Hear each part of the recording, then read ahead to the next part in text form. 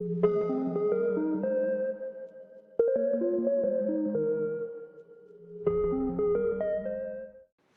friends, this is Dr. Mamta Rathi. I welcome you all on my YouTube channel Dr. Mamta's Educational Plex. Friends, हम लोग business environment की MCQ type of questions को study कर रहे हैं। अब तक हमने 4 सीरीज़ देख ली है। आज हम 5th सीरीज़ में बिजनेस एनवायरनमेंट के एमसीक्यू टाइप क्वेश्चंस को देखेंगे। बिजनेस एनवायरनमेंट के साथ साथ ही banking and insurance, GST, taxation, marketing management, business economics और कई सारे अकाउंट्स जैसे कि cost account, financial account, management account, corporate account जैसे कई सारे सब्जेक्ट्स पर एमसीक्यू टाइप ऑफ क्वेश्चंस की सीरीज़ मैंने बनाए हुए हैं और उसे अपलोड कर दिया है मेरी चैनल पर। अगर आप उन सब्जेक्ट्स को पढ़ना चाहते हैं तो मेरी चैनल को ज़रूर सब्सक्राइब कीजिए और साथ ही साथ बेल आइकन को भी प्रेस कीजिए और इन सारी सीरीज़ को अपने दोस्तों के साथ और नीडी स्टूडेंट्स के साथ शेयर करना ना भूलें। तो चलिए फ्रेंड्स, हम लोग शुरू करते हैं बिजनेस एनवायरनमेंट की 5th सीरीज़ के साथ। सबसे पहला क्वेश्चन है, the second 5-year plan was given during 1956, 1957, 1958, 1959। Second 5-year plan जो था वो 1956 में आया था, सो option A is the correct answer. On May 14 the ministry of state for companies affairs introduced in the parliament. May 14, 1993 को ministry of state जो है उसने कंपनी अफेयर्स को पार्लियामेंट में इंट्रोड्यूस कर दिया था। Option C 1993 is the correct answer. Next, dash refers to the intensity of competition among firms. Intensity of rivalry, competitiveness, absolute competition, non competence. Intensity of rivalry जो है वो refer करता है इंटेंसिटी ऑफ कंपटीशन जो कि firms के अंदर होती है। Option A is the correct answer. Dash are also referred to as neighbourhood और spill over effects. Internalities, externalities, naturalities, prosperities. Externalities जो होते हैं उन्हें नेबरहुड और स्पिल ओवर इफेक्ट्स की तरह भी रेफर किया जाता है बिकॉज ये जो है वो एक्सटर्नल इफेक्ट्स होते हैं। Option B externalities is the correct answer. Dash is also called government which implements whatever is decided by the parliament. Legislature, executive, judiciary, none of the above. Executives जो होते हैं वो एक government के rules की तरह काम करते हैं जहाँ पर पार्लियामेंट ने जो कुछ भी डिसाइड किया हो उसे इम्प्लीमेंट करने का काम करते हैं। Option B is the correct answer. Social and cultural environment comes under dash environment. Social और कल्चरल एनवायरनमेंट जो है वो हमारे मैक्रो एनवायरनमेंट का पार्ट है। Option B macro is the correct answer. Dash occurs when one company grants a license to a company in another country. एक company जब दूसरी अनदर कंट्री में ऑपरेट करने वाली कंपनी को लाइसेंस ग्रांट कर देती है तो उसे लाइसेंसिंग कहा जाता है। Option A is the correct answer. Every economy totally free from government role. Government, private, small, big. Every economy जो है वो टोटली फ्री होती है गवर्नमेंट रोल के हिसाब से। Option A is the correct answer. What does the term bigness means in business? Mass production, mass marketing, mass production and mass marketing, low sales. Bigness का मतलब होता है मास प्रोडक्शन और मास मार्केटिंग, यानी बड़े पैमाने पर प्रोडक्शन करना और बड़े पैमाने पर मार्केटिंग करना। Option C is the correct answer. Next question, adding new unrelated products or services for present customers is called horizontal diversification, loss, verification, love। नए और अनरिलेटेड प्रोडक्ट और सर्विसेज हमारी प्रेजेंट कस्टमर को प्रेजेंट करना या फिर customer को देना, इसे कहते हैं horizontal diversification. Option A diversification is the correct answer. Business represents the organised efforts of enterprise to supply dash with goods and services. Producers, consumers, intermediaries, all of these. Business इस चीज़ को represent करता है जिसमें एक organised efforts होते हैं enterprise के जो कि हमारी गुड्स एंड सर्विसेज को कंज्यूमर्स को सप्लाई करने का काम करता है। Option B consumers is the correct answer. ANZSERT means Australia and dash which have closer economic relation and trade agreement. Australia और न्यूजीलैंड के बीच में जो क्लोजर इकोनॉमिक रिलेशन और ट्रेड एग्रीमेंट है उसे एंसर्ट किया कहा जाता है, ANZCERT। Option C New Zealand is the correct answer. Next, corporate contribution to political parties are now been dash in our country. Legalized, customized, introduced, none of the above. Political parties को corporate contribution देना हमारी country में अब legalised हो गया है। Option A is the correct answer. Wells turban is also called as forest death, wildlife death, human lifestyle, human death. Forest death को ही Wales turban के नाम से भी जाना जाता है। Option A is the correct answer. Fiscal policy refers to the policy of government regarding taxation, public expenditure and public डेब्ट, budgets, policies, non finance. Fiscal policy में गवर्नमेंट की पॉलिसी जो कि रिगार्डिंग टैक्सेशन होती है, साथ ही साथ पब्लिक एक्सपेंडिचर और बजट के साथ काम करती है। So option B is the correct answer. Corporate values are the dash of the corporate sector. Shared values, moral believes, customer satisfaction, customer royalty. Corporate values जो है वो कॉर्पोरेट सेक्टर के लिए मोरल बिलीव्स की तरह काम करते हैं। Option B is the correct answer. Next, dash diversification refers to adding new and unrelated product and services. Concentric, conglomerate, relationship, culture. Conglomerate diversification में हमारे जो न्यू और अनरिलेटेड प्रोडक्ट एंड सर्विसेज होते हैं वो हम ऐड कर देते हैं कस्टमर को प्रोवाइड करने के लिए। Option B conglomerate is the correct answer. Which is the one not included in national culture? Language, internet, belief, attitude. Internet national culture में नहीं आता। Option B is the correct answer. What are the twin objectives of our business contribution? Justice and welfare, food and shelter, law and justice, food and clothing. Justice and welfare जो है वो twin objective है हमारी business contribution का। Option A is the correct answer. Economic environment refers to all forces which have a dash impact on business. Political, natural, economic, social. Economic environment का business पर impact economic तरीके से ही होगा। So option C economic is the correct answer.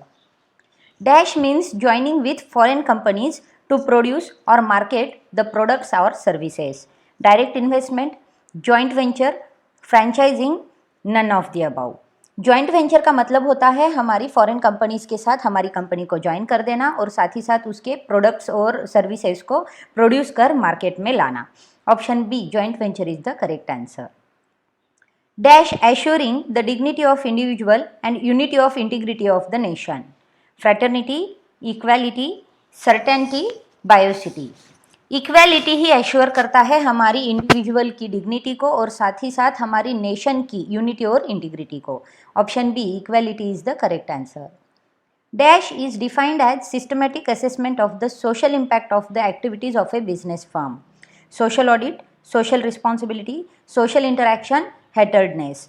Social audit जो होता है उसमें हमारी बिजनेस फर्म की जो कुछ भी सोशल इम्पैक्ट होता है एक्टिविटीज़ का उसका सिस्टमेटिक असेसमेंट किया जाता है। So option A social audit is the correct answer. One concept of culture determines the dash of people. Experience, ethics, education, wealth. Culture में इथिक्स का पार्ट होता है। सो वन कंसेप्ट जो होती है कल्चर की वो हमारे इथिक्स को डिटरमाइन करती है। Option B is the correct answer. Dash percent of economic growth of USA, UK, Germany have come from technical progress achieved in these countries. 60%, 70%, 50%, 55%। 50% economic growth जो है इन डेवलप्ड कंट्रीज़ की जिसकी वजह से technological progress होती है और उन्होंने टेक्नोलॉजिकल प्रोग्रेस को अचीव किया है, तो ये 50% है। Option C is the correct answer. The dash is an introduction to the Constitution and contains its basic philosophy. Preamble, society, process, none of the above. Preamble जो है वो हमारी कॉन्स्टिट्यूशन को इंट्रोडक्शन को दिखाता है और साथ ही साथ बेसिक फिलोसॉफी को भी कंटेन करता है। Option A preamble is the correct answer. How many main characteristics does today's business have? Today's business में कितने कैरेक्टरिस्टिक्स होते हैं? तो आजकल की बिजनेस में 8 कैरेक्टरिस्टिक्स हमें देखने मिलते हैं। Option D 8 is the correct answer. What are the significance of business environment?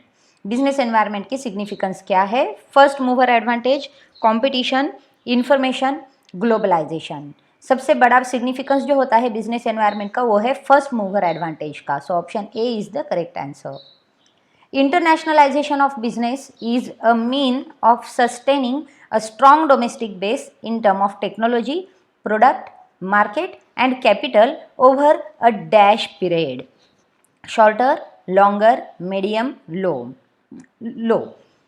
Internationalisation जब बिजनेस का करते हैं तो वहाँ पर हम सस्टेन करते हैं हमारी डोमेस्टिक बेस को टेक्नोलॉजी की टर्म में, प्रोडक्ट में, मार्केट में और कैपिटल में over the longer period, long period के लिए ये काम करते हैं हम। So option B is the correct answer.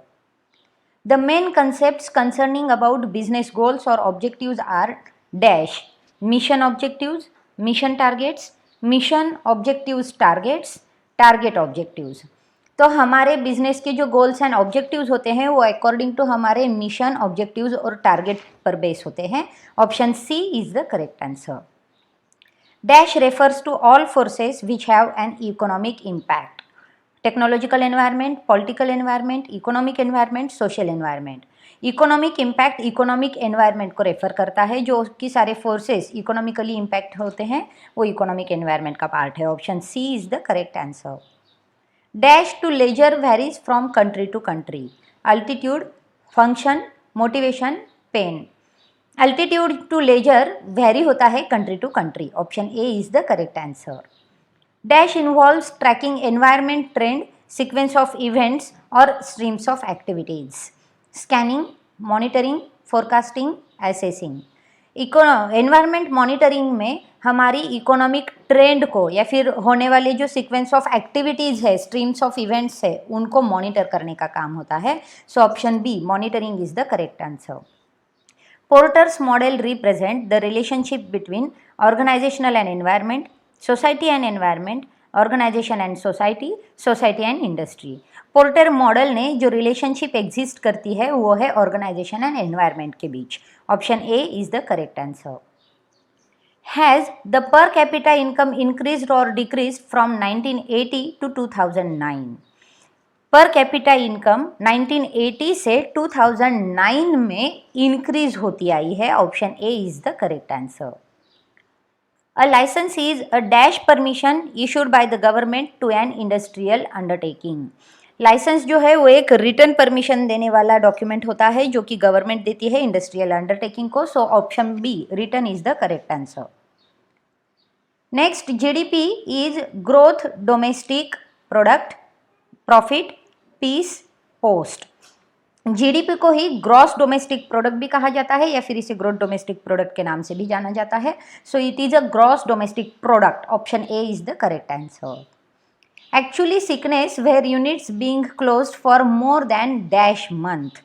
अगर कोई यूनिट 6 मंथ से ज़्यादा टाइम के लिए क्लोज रहता है तो उसे सिकनेस के नाम से जाना जाता है। सो 6 months is the correct answer. Branches of international business do not include international trade, foreign direct investment, foreign portfolio investment, multinational business. International business की ब्रांचेस में फॉरेन पोर्टफोलियो इन्वेस्टमेंट नहीं आता है। Option C is the correct answer. By having business in different countries a firm reduces credit risk, political risk, financial risk, business risk. Different countries में business करने से credit risk तो होता ही है, financial risk भी होता है और साथ ही साथ बिजनेस रिस्क होता है। जो रिस्क नहीं होता है वो है political risk. So option B is the correct answer. Factors that affect global human resource management are economic factor, societal factor, cultural factor, all the above. Global human resource management को affect करने वाली जो factors है वो सभी environment से आते हैं, सभी तरीके से आते हैं। So economic, societal and culture सभी करेक्ट है। Option D, all of the above is the correct answer. For the society, religion has no influence on holidays, language, role of women, marketing practices. Society में religion के लिए किसी भी तरह का influence नहीं है लैंग्वेजेस पर। Option B is the correct answer. As per cultural dimensions of Hofstede, masculinity refers to male-female ratio in the country, society dominated by male members, society characterized by aggressive and materialistic behavior, war-ridden societies. Masculinity का मतलब होता है cultural dimension of Hofstede में society characterised by aggressive and materialistic behaviour. Option C is the correct answer. Monetary policy relates to controlling money supply and interest rate, money supply, interest rate and exchange rate, credit creation by banks. Monetary policy में money supply पर controlling होता है, interest rate और exchange rate पर भी control होता है। So option C is the correct answer. Which of the following could be effective in preventing a potential competitor from entering the market? High capital cost, differentiation, retaliation, low switching cost for buyers. अब इनमें से कौन सा potential competitor होता है entering into the market जो कि prevent करता है? तो वो है हाईली कैपिटल लॉसेस जो होते हैं वो हमें प्रिवेंट करता है। So option A is the correct answer. Which of the following is not a major reactive motive for initiating export? Export को इनिशिएट करने के लिए इनमें से कौन सा मेजर रिएक्टिव मोटिव नहीं है? प्रॉक्सिमिटी टू इंटरनेशनल कस्टमर्स और psychological distance, competitive pressures, foreign market opportunities और market information, unsolicited foreign orders. तो फॉरेन मार्केट अपॉर्चुनिटीज और मार्केट इंफॉर्मेशन जो है वो एक मेजर रिएक्टिव मोटिव नहीं है हमारी एक्सपोर्ट को इनिशिएट करने का। Option C is the correct answer. Which is the largest country within the EU by size of population? Poland, Germany, United kingdom, France. अब यूरोप की जब बात की जाए तो साइज ऑफ पॉपुलेशन के हिसाब से जो लार्जेस्ट कंट्री है वो है Germany. Option B is the correct answer. In economic system whereby the state holds broad powers to serve the public interest, it decides what goods and services are produced and in what quantities, and demand typically exceeds supply, is market socialism, market capitalism, centrally planned socialism, centrally planned capitalism। अब economic system जहाँ पर state के पास broad powers होती हैं public interest को सर्व करने के लिए, और साथ ही साथ वो डिसाइड करते हैं कि किस तरह के गुड्स एंड सर्विसेज को प्रोड्यूस करना है और कितनी क्वांटिटी में प्रोड्यूस करना है, और वहाँ पर डिमांड जो होती है वो टिपिकली एक्सीड कर जाती है हमारी सप्लाई को, यानी कि डिमांड जो होती है वो ज़्यादा होती है सप्लाई के हिसाब से, तो इसे कहते हैं centrally planned socialism. Option C is the correct answer. Indirect regulations affecting international business does not include export licensing, anti-boycott regulation, antitrust law, anti-corruption law। Indirect regulations जो है जो हमारी इंटरनेशनल बिजनेस को अफेक्ट करते हैं उसमें इनमें से कौन सी चीज़ इंक्लूडेड नहीं है? तो एक्सपोर्ट लाइसेंसिंग जो है वो इसमें इंक्लूड नहीं होता। Option A is the correct answer.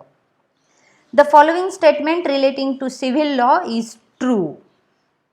The role of judges to interpret the law, the role of judges to apply the law, it is based to on established practices, it is not applicable to criminal cases। इनमें से कौन सा statement civil law के लिए correct है?